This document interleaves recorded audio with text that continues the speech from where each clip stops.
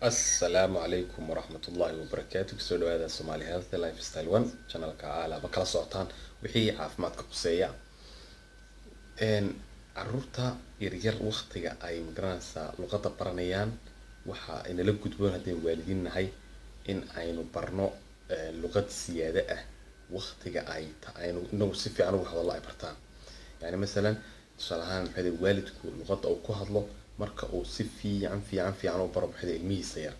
ilmaha yar aan wax baariira dareemin markaasina waa sayn luqad kale oo siyaada baro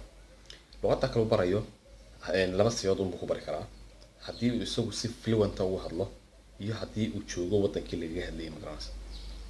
laakiin inta wixii ka soo hara luqadaas waxa markasta ku haanaysa second language ku haanaysa ma ahaanayo luqad uu si fiican magaranaysa ilmaha yar ugu fiicnaanayo okay marka